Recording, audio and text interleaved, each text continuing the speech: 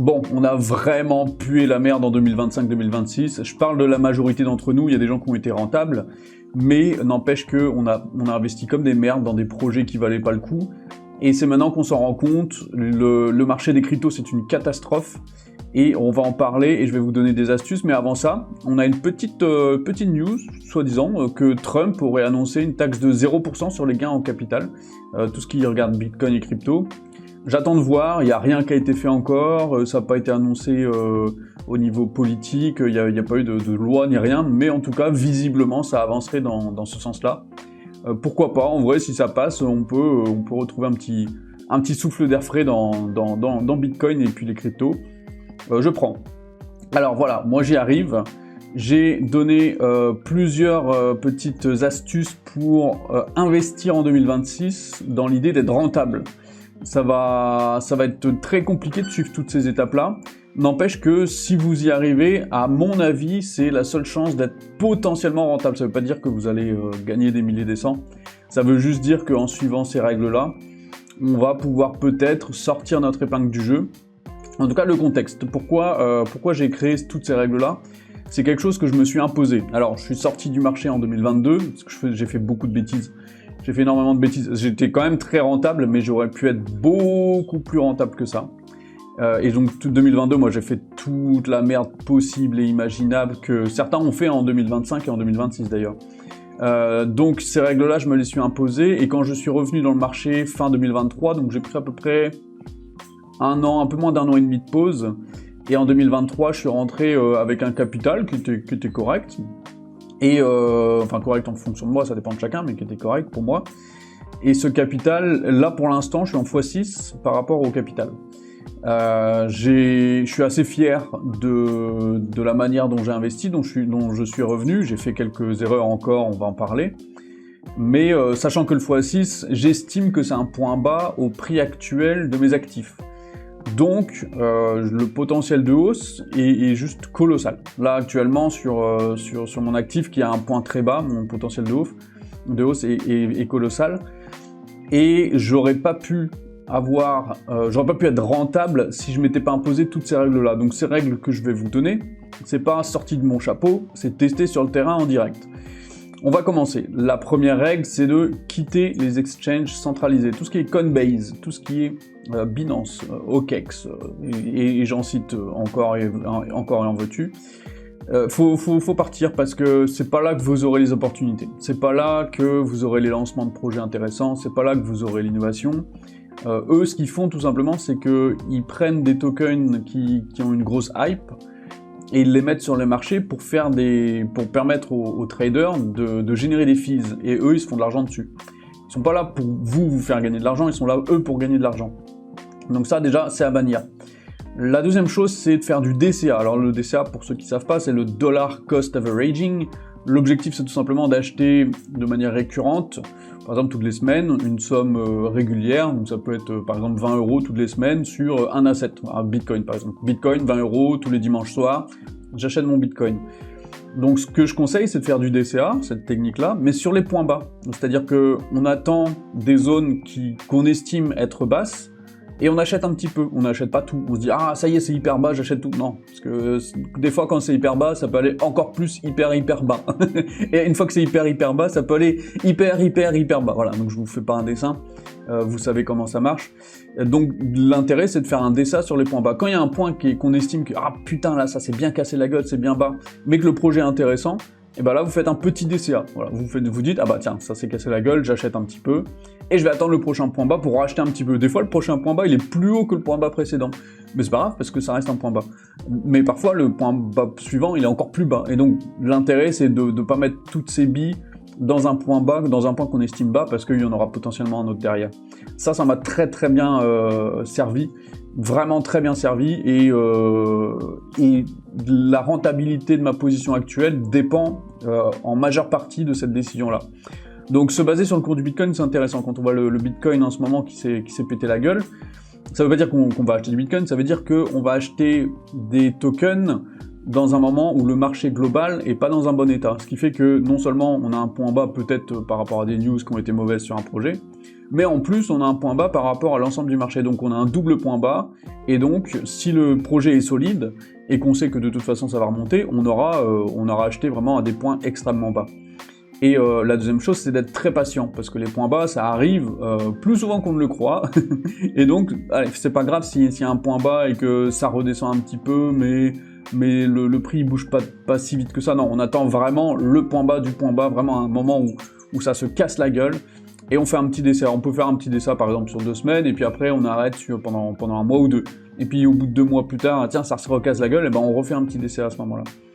Ensuite, règle très importante que je me suis imposée également, acheter uniquement les tokens avec une bonne tokenomics. Alors une tokenomics, c'est quoi? C'est l'ensemble des règles qu'il y a autour d'un jeton. Une bonne tokenomics va appliquer une pression acheteuse sur le token qui va éviter que le cours divise par 5 en 3 semaines. Et ensuite, il faut qu'il y ait peu de pression vendeuse. Alors pour ça, il y a un ensemble de règles. Par exemple, je prends Hyperliquid Hype. Hype, comment il fonctionne lui? Hype fait en sorte que 90% des frais de transaction sont utilisés pour racheter son propre token. Donc Hyperliquid a des frais de transaction quand les gens font du trading, et ces frais sont utilisés pour acheter du token, ce qui met une pression acheteuse sur le token. Donc c'est-à-dire qu'en continu, il y a des achats automatiques du token Hype, ce qui fait que le cours il reste à un niveau qui est quand même intéressant, même quand le marché se casse la gueule.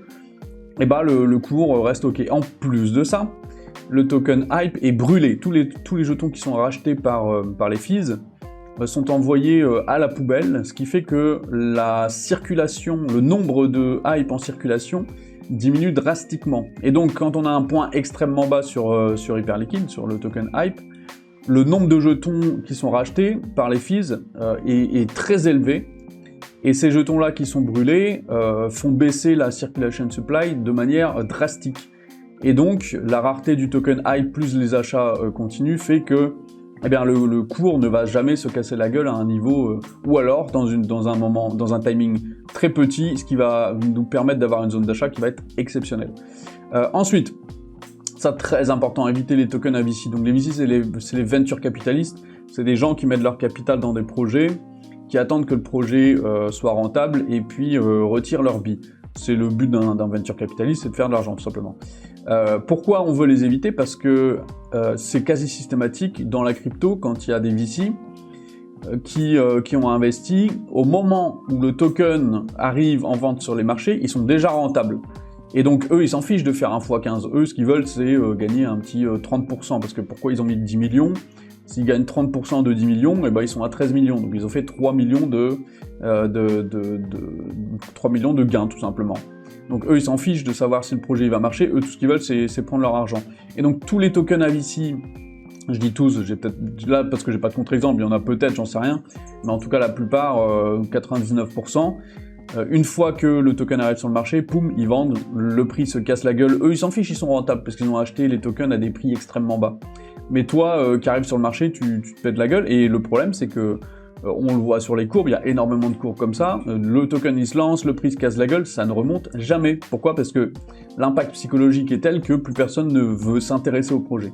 Donc ça, faut absolument éviter. Donc en fait, il faut aller vers les fair launch. Alors les fair launch, c'est les lancements qu'on peut dire fair play, dans le sens où tout le monde joue avec les mêmes règles, le lancement c'est le même pour tout le monde, il n'y a pas de mecs qui sont là avant avec des tokens machin, non, ça on évite absolument. Ce qui fait que, comme on joue tous avec les mêmes règles, le potentiel de hausse est largement plus élevé que quand il y a des VC.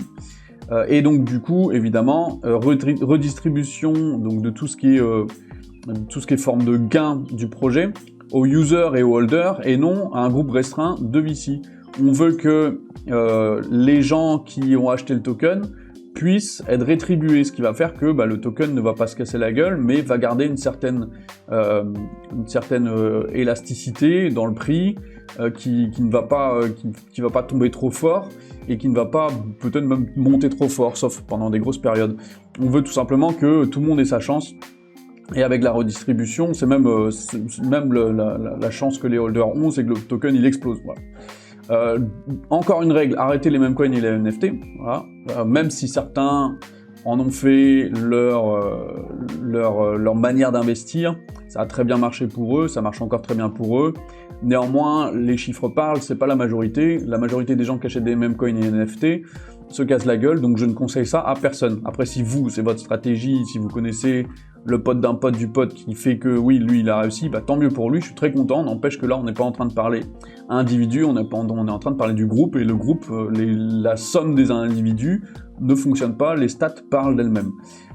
Ensuite, une règle très importante, ça va être d'étudier les projets. Pourquoi étudier les projets? Parce que tu ne peux pas investir dans quelque chose et comprendre ton investissement si tu ne comprends même pas le projet.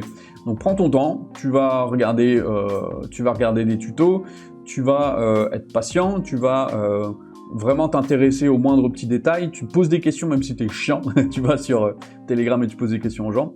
Et puis voilà, encore une fois, être patient, quoi. Il va falloir être patient parce que tu vas pas faire un x10 en 3 heures. Ça c'est fini, c'était le cas en 2021.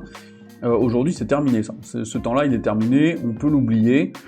Il y a de temps en temps des exceptions, mais globalement, tu vas pas parier ton investissement sur une chance sur 1 million d'avoir un x10 en 3 heures. C'est pas comme ça que ça se passe.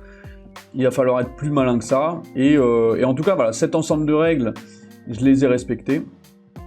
C'est pour ça que j'ai investi dans le projet Jester à l'époque. Avec un prix moyen quand même extrêmement bas. Là, le prix est x6 par rapport à mon investissement.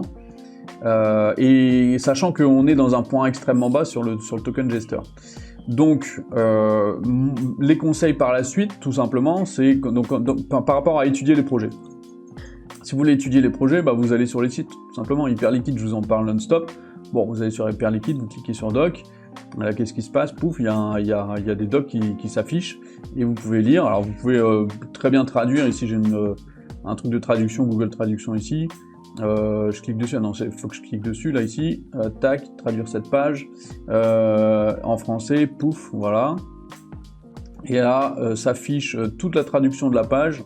La langue ne doit pas être, aujourd'hui à l'époque des intelligences artificielles, ne doit pas être un frein. Voilà. Donc dans le meilleur des cas, apprenez l'anglais. Dans le pire des cas, utilisez des traducteurs, c'est très facile. Deuxième chose, vous avez des tutos à la pelle sur YouTube. Vous avez vraiment des tutos. J'ai tapé tuto Rabi Wallet. 1, 2, 3, 4, 5, voilà. Des tutos sur Rabi Wallet, vous en avez, en veux-tu, en voilà. Vous en regardez 2. Moi, je conseille toujours de regarder au moins 2 tutos, comme ça vous avez des infos croisées pour être sûr que vous avez tout. Tuto Hyperliquid aussi, voilà, sur comment utiliser Hyperliquid. Vous voyez, en combien de temps? 35 minutes, voilà, 35 minutes de votre temps, vous regardez un tuto, vous prenez une demi-heure de plus pour faire le tuto, et ça y est, vous savez utiliser Hyperliquid tout simplement. C'est très rapide, vous prenez une après-midi pour sortir des exchanges, créer un wallet Rabi Wallet, et faire votre premier trade sur Hyperliquid, voilà. Une après-midi, et là, vous avez un monde complet qui s'ouvre à vous, et si vous ne le faites pas, bah, quittez la crypto en fait. Franchement, je vais être honnête, hein. Arrêtez d'investir dans la crypto si vous faites pas ça. Ça sert à rien, c'est pas là que vous aurez les bonnes opportunités. C'est pas sur les centralized exchange que vous aurez les bonnes opportunités. Vous pouvez évidemment faire des petits investissements comme ça sur Bitcoin, Ethereum si vous aimez bien, même le token Hype sur des trucs comme ça. Mais ne vous attendez pas à faire un x10 en 6 mois. C'est pas là que vous aurez les belles choses à faire, les belles choses à voir. Les belles choses à faire se font sur les tokens qui sont soit naissants, soit qui n'ont jamais pump. Je prends Jester par exemple. Jester, j'estime qu'il a jamais pump, il est allé à 20 millions de market cap à son maximum, mais je vois pas l'intérêt de le vendre sous les 100 millions actuellement. Voilà, parce qu'il y a des fondamentaux qui sont hyper solides, et le seul truc qu'il faudra attendre, c'est que le projet avance, et je sais que le 100 millions il viendra, donc là il est à 3 millions, si tu fais le calcul, ça fait 1 x 33. Et j'ai pas peur de dire ça, j'ai pas honte de dire ça, je sais comment ça se passe ces projets-là, des fois 100 j'en ai vu, j'en ai fait, je sais que celui-là il ira x 100 facilement par rapport à mon investissement de base, j'ai pas peur de dire ça, je sais que je vais me faire critiquer quand je dis ça, mais je m'en fiche, c'est pas très grave, je vais continuer à me faire critiquer, et le jour où j'aurai raison, je vais faire une vidéo, j'ai fait x100, ça va faire beaucoup de vues, tout le monde sera content, j'aurai de la légitimité. Pour l'instant, j'ai pas de légitimité parce que je suis pas connu, parce que les gens ont pas confiance en moi. Mais si vous aviez vu mes investissements en 2020, peut-être que vous vous diriez « Ah, lui, il y a peut-être quelque chose à faire. » Bref, voilà, c'était la vidéo du jour. On se retrouve demain pour une nouvelle vidéo. Et ciao, bonsoir.